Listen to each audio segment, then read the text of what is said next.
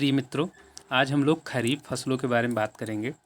यह GS paper second और GS paper third UPSC के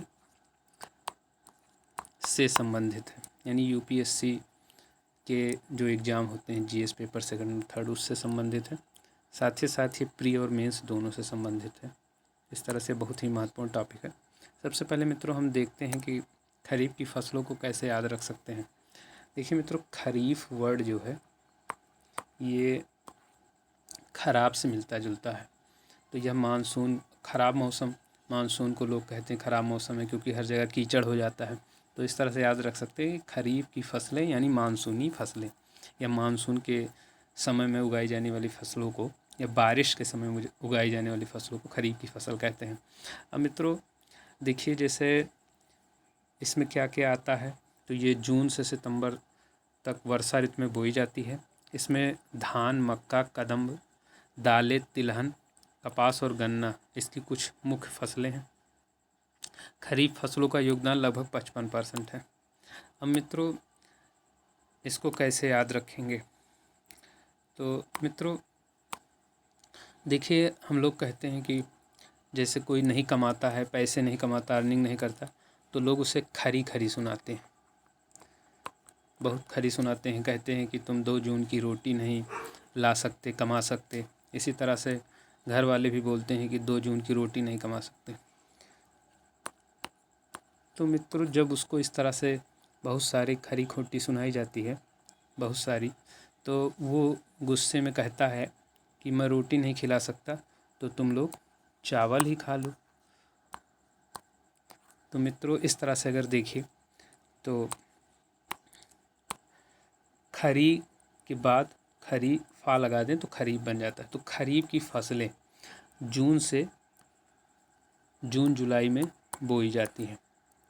और मित्रों देखिए, जू के बाद ना लिखा है तो ना से नवंबर याद रखेंगे। तो इस तरह से अक्टूबर नवंबर में इसे काट ली जाती है। अक्टूबर नवंबर में इसे काट ली जाती है। इसके बाद मित्रों वो कहता है कि जब मैं 2 जून की रोटी नहीं खिला पा रहा हूँ तो चावल ही खा लो। चावल खाने में क्या दिक्कत है, रोटी नहीं, चावल ही खा लो। तो मित्रों चावल का अर्थ है धान से। तो इस तरह से धान एक खरीफ की फसल होती है।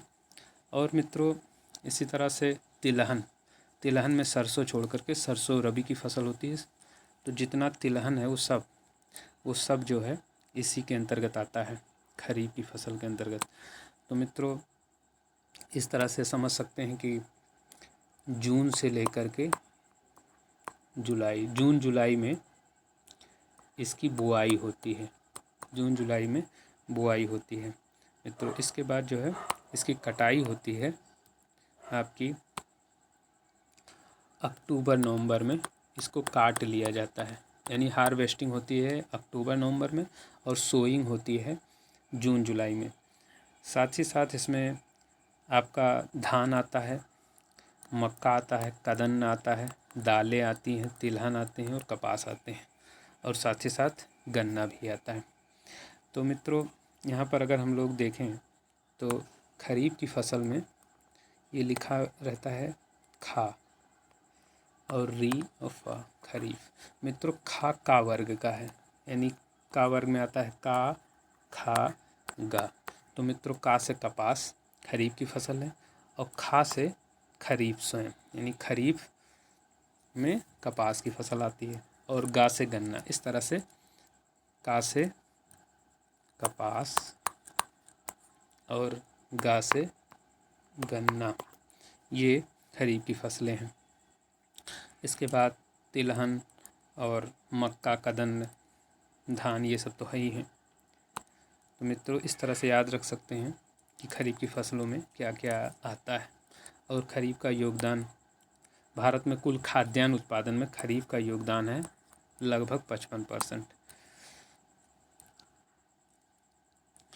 तो मित्रों अभी हाल ही में 2023-24 में खरीफ फसलों के लिए एमएसपी यानी मिनिमम सपोर्ट प्राइस का भी जिक्र किया गया है कि कितना मिनिमम सपोर्ट प्राइस यानी न्यूनतम न्यूनतम समर्थन मूल्य होगा।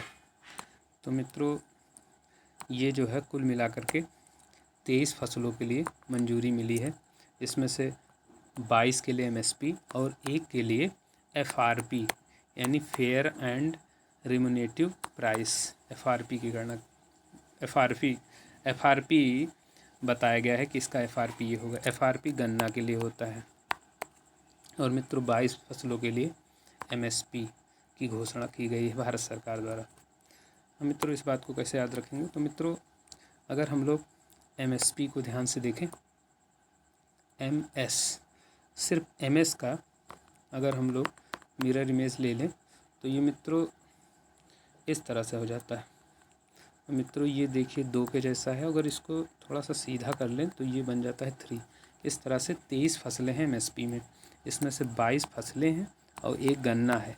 गन्ने के लिए एफआरपी की गणना की जाती है। एफआरपी की गणना नहीं बल्कि एफआरपी की घोषणा की जाती है। फेयर एंड रिम्यूनेटिव प्राइस, एफआरपी की घोषणा भारत सरकार द्वारा की जाती है गन्ने के लिए। तो मित्रों यहीं पर हमारा वीडियो समाप्त होता है। जय हिंद।